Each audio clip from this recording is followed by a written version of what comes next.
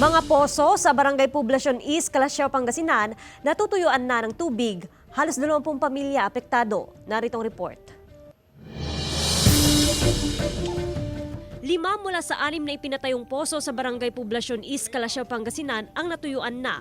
Nagsimulang problema nang maranasan ang matinding init ng panahon noong Marso. Halos 20 pamilya ang apektado. Ang ilan, bumibili na lamang ng tubig mula sa mga kapitbahay na may gripo. Kanya-kanyang pagtitipid ang mga residente. Yung pagtitipid namin, yung mga pinagugasan namin ng mga panaglaban, tinatabi namin yung pwede pang pangbuhos sabay.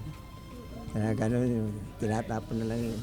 Malalim, talagang walang maahon na tubig, wala talaga. Pero yung mga mababaw, isang tubo mahigit, yun ang nakakakuha, tubig sa ilog. Nag-iimbak ng sapat na tubig ang mga residente mula sa nag-iisang gumaganang poso sa barangay.